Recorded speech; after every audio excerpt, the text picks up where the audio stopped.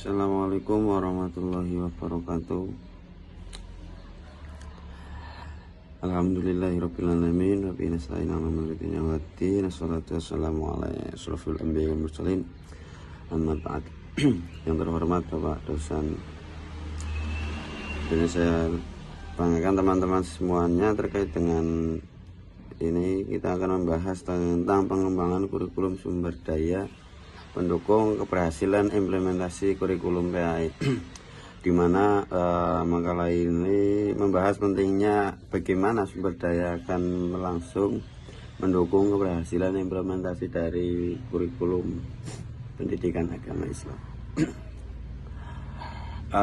Dalam era modern yang penuh dengan optimal dari sumber daya manusia, mungkin kita perlu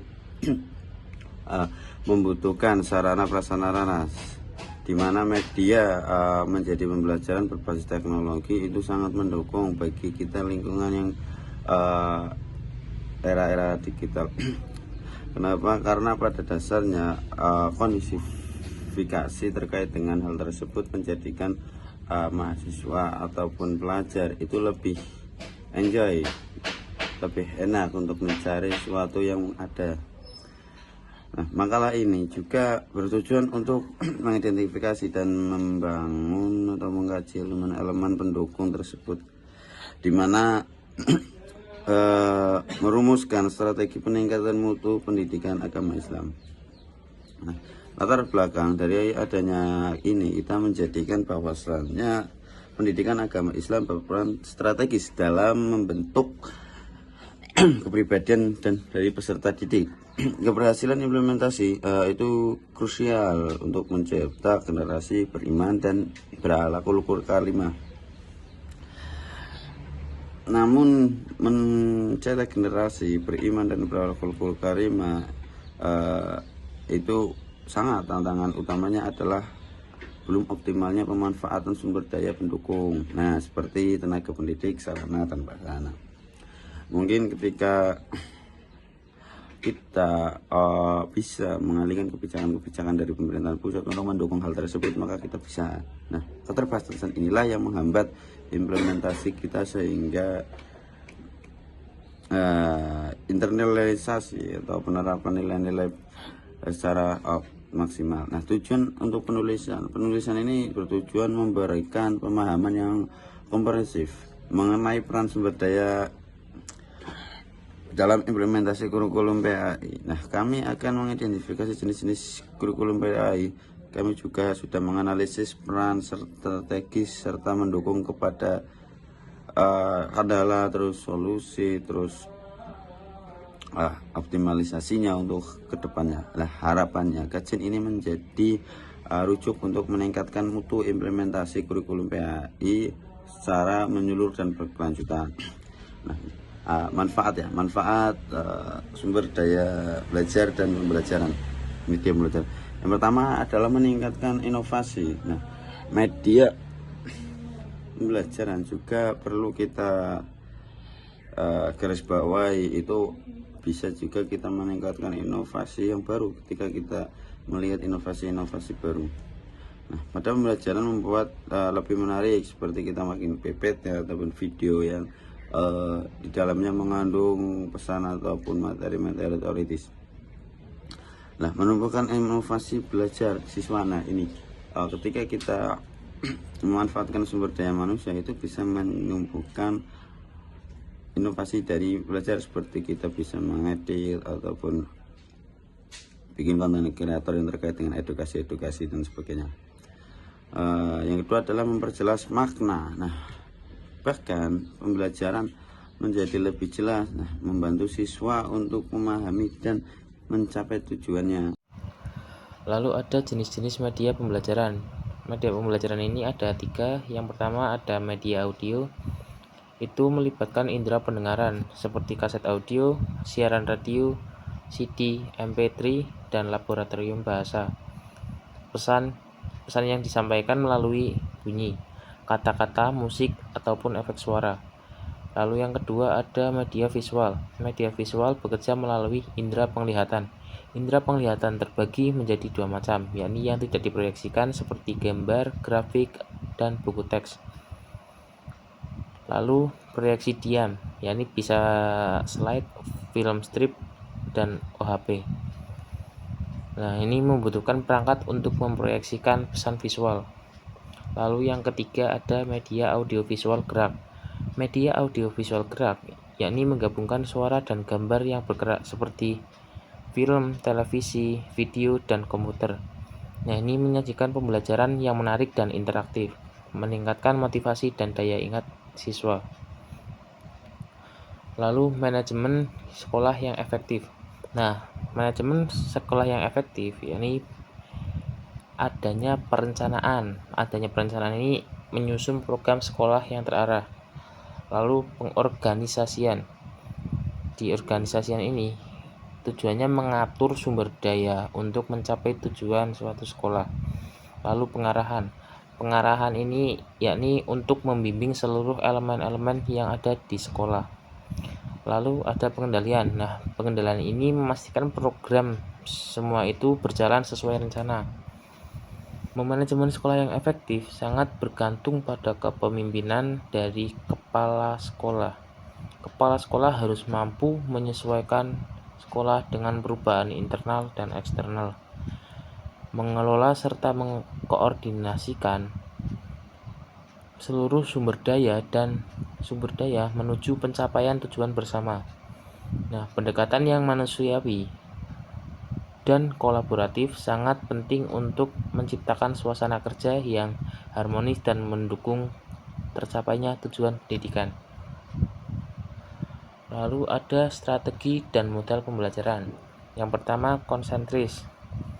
Strategi ini berupa materi yang diberikan ini berulang dari mudah ke mendalam. Jadi tidak langsung ke dalam-dalamnya langsung. Maksudnya dijelaskan dari mudah dulu sampai ke tahap yang mendalam, yaitu atau sulit. Lalu yang kedua ada suksesif. Nah, suksesif ini pembelajaran berurutan dan sistematis tanpa pengulangan. Lalu yang ketiga sintesis. Ini dimulai dari bagian kecil menuju pemahaman utuh. Misal kayak huruf ke kalimat. Lalu yang keempat ada analisis. Analisis ini dimulai dari keseluruhan menuju bagian-bagian tertentu atau deduktif. Nah, strategi pembelajaran adalah serangkaian aktivitas guru dan siswa untuk mencapai pembelajaran secara efektif dan efisien. Model pembelajaran disusun berdasarkan prinsip atau teori ilmiah, menjadi pola acuan dalam menyusun kurikulum, merancang bahan ajar, dan membimbing proses belajar. Keempat model ini memberikan alternatif yang bisa disesuaikan dengan kebutuhan siswa, materi, dan tujuan pengajaran. Lalu ada kualitas dan kinerja guru. Ini yang pertama ada perencanaan pembelajaran, yaitu untuk merancang pembelajaran sesuai kebutuhan siswa. Lalu yang kedua ada pelaksanaan pembelajaran. Jadi saat pelaksanaan pembelajaran, guru harus menciptakan suasana belajar yang nyaman dan kondusif. Lalu penilaian hasil belajar. Ini melakukan evaluasi pembelajaran secara tepat. Dan yang terakhir ada pembimbingan siswa. Nah, pembimbingan siswa ini bertujuan untuk mengarahkan dan membimbing siswa secara menyeluruh agar menjadi siswa yang baik ke depannya. Nah, kinerja guru mencakup kualitas dan kuantitas hasil kerja dalam menjalankan tugas sebagai pengajar. Guru dituntut melaksanakan tugasnya dengan sungguh-sungguh, penuh jawab, dan tanpa menyerah. Kinerja ini tidak hanya dinilai dari prestasi formal, tetapi lebih pada keberhasilan guru dalam mengelola proses belajar mengajar. Guru yang memiliki pengalaman, kompetensi, motivasi, dan tanggung jawab tinggi akan menunjukkan kinerja yang baik. Materi yang ke-8 adalah monitoring pelaksanaan kurikulum. Monitoring kurikulum adalah proses penting untuk memastikan pelaksanaan pembelajaran benar-benar berjalan sesuai rencana. Bayangkan ini seperti proses pengecekan kesehatan sebuah sekolah, apakah semua aktivitas pembelajaran sudah sesuai dengan tujuan standar yang ditetapkan. Langkah-langkah meliputinya adalah yang pertama, perencanaan monitoring. Sekolah atau pihak terkait menyusun alat dan indikator apa saja yang digunakan untuk menilai pelaksanaan kurikulum. Yang kedua, pelaksanaan monitoring. Pengumpulan data dilakukan melalui observasi di kelas, wawancara dengan guru atau siswa, mengkaji dokumen pelajaran, dan menyebarkan kuesioner. Yang ketiga adalah analisis data. Setelah data terkumpul, dilakukan evaluasi. Apakah pelaksanaan sesuai rencana? Apakah ada kendala? Yang keempat, laporan dan rekomendasi. Hasil monitoring kemudian dirangkum dalam laporan lengkap dengan masukan dan langkah perbaikan untuk ke depan. Dengan monitoring ini, sekolah bisa segera mengetahui jika ada hambatan. Misalnya guru belum cukup pelatihan, fasilitas kurang, atau metode ajar kurang cocok, sehingga bisa langsung dicarikan solusinya. Selain itu, monitoring juga meningkatkan akuntabilitas dan kualitas pendidikan. Tujuan monitoring kurikulum yaitu monitoring bukan sekedar formalitas. Tujuan utamanya sangat strategis, antara lain yang pertama ada menilai kesesuaian, apakah pelaksanaan kurikulum di kelas sudah berjalan dengan dokumen dan panduan resmi. Yang kedua ada mendeteksi masalah, apa saja kendala yang muncul dalam pelaksanaan, apakah guru mengalami kesulitan, apakah siswa kesulitan memahami materi. Yang ketiga ada memberikan umpan balik. Monitoring memberi masukan berharga untuk pengembangan kurikulum di masa mendatang. Yang keempat, menjamin mutu pendidikan. Hasil monitoring memastikan bahwa proses belajar mengajar berjalan dengan standar mutu yang mendukung tujuan pendidikan nasional. Intinya, monitoring adalah cara untuk menyampaikan sistem pendidikan bukan untuk mencari kesalahan, tapi sebagai bentuk evaluasi yang membangun dan berkelanjutan. Materi yang selanjutnya, kesimpulan. Sinergi sumber daya untuk PAI berkualitas. Untuk mewujudkan implementasi kurikulum PAI yang berhasil, dibutuhkan sinergi dari berbagai sumber daya. Tidak cukup hanya kurikulum yang baik, semuanya harus saling mendukung. Apa saja yang perlu bersinergi? Yang pertama yaitu ada lingkungan yang kondusif. Sekolah, keluarga, dan masyarakat harus punya komitmen bersama dan mendukung pendidikan agama. Media, yang kedua ada media dan teknologi pembelajaran.